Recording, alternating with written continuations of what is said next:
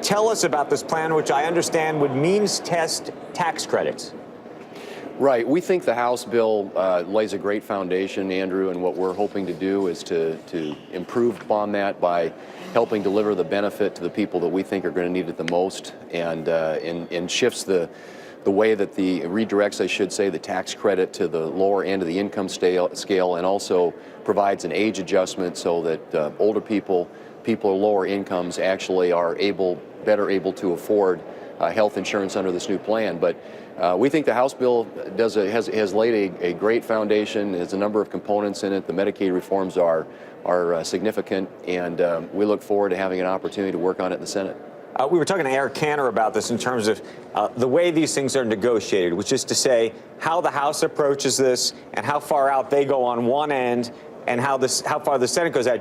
Do you think the House has put their best bill forward to you, or do you think this is part of a negotiating dance?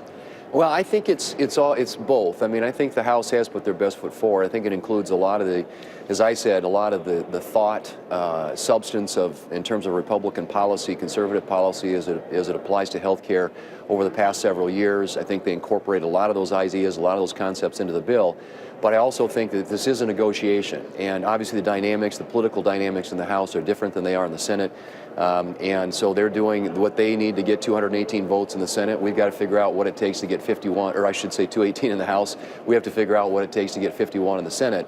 And that's why I'm hoping that this amendment, if we can get it incorporated in the House bill, enhances and helps the prospects of passage in the Senate. But just to put a fine point on it, if the plan came in as is without this provision, you would not vote for it?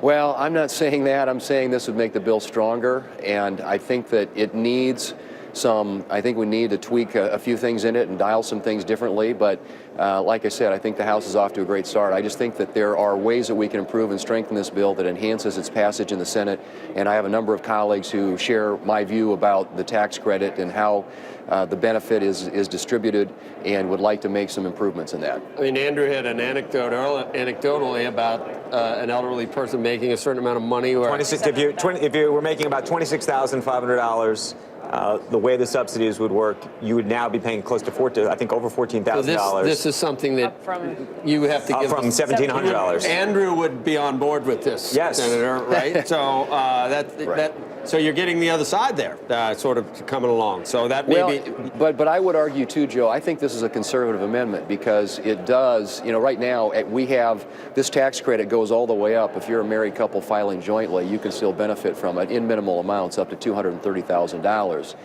This compresses that and actually takes some of the revenue that you would use to deliver the tax benefit on the higher end, or tax credit on the higher end, and deliver it to the people who really need it, which I think is actually a smart thing to do because it lessens the amount of tax credit that you put out there and the income categories that would benefit from it. You're also doing something else, Senator. You having hearings on all the droning that these senators do in the chamber or something? I don't see any way for you to, that's like a bird's got to swim, fish got to fly. I mean, there's no way to, is that what you're doing, or some other? I figured when we posted that hearing, that's what you guys would think it was about. But actually, we have a hearing today in the Senate Commerce Committee to talk about drones. It's a really interesting subject, a lot of applications. You know, you can think of many ways in which it enhances public safety. Yes. There are tremendous commercial applications out there, but we've got to figure out a way to integrate it safely into the national airspace system, and that's the focus of the hearing. There will be a good amount of droning too. Yeah, and a lot of droning about drones. But you think about it, and if anything, a lot of people don't like regulation. If you don't regulate these drones, I mean, I'm going to be afraid to walk outside, or I'm going to be afraid to look out my window. I'm going to be afraid that there's, just the whole aspect of delivering some horrific agent to. I mean, there's a lot that needs to be considered before these things are flying everywhere. I agree, and that's exactly the point that we've been making, and we've been working with the FAA in the last two FAA reauthorization bills in anticipation of this day when these become more available out there. More people are flying drones now. There has to be some rules of the air, so to speak, when it comes to flying drones and how they integrate into the overall national airspace system, and that's what really this is all about, to ensure that integration happens in the safest way possible, but that we get the full benefit of all the wonderful benefits that are going to take place, I think, as a result of increasing the amount of drone usage when it comes to agricultural applications, when it comes to looking at wildfires, when it comes to inspecting utility poles out there and a long ways away from civilization. And those are things that we think are really going to be utilized extensively, and that's why we want to make sure it's done in the right way. What about for the quote-unquote hobbyist or the retail consumer who's buying one of these things these days?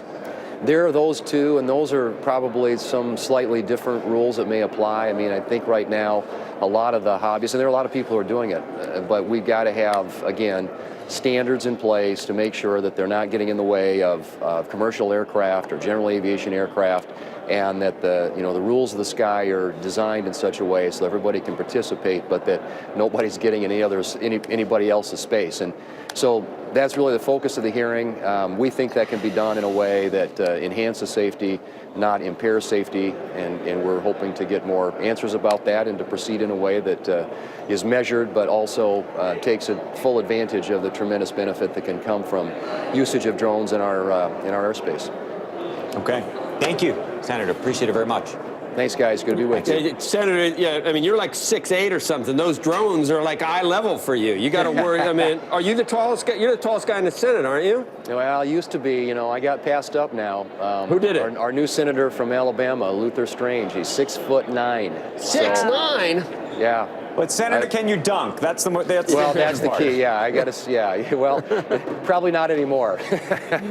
Senator, back in the day. It's great to see you, and I hope this. It's great to have you on when you can. Thank you. We appreciate it. Great. Appreciate it, guys. Okay, Thanks. let's get down to the New York.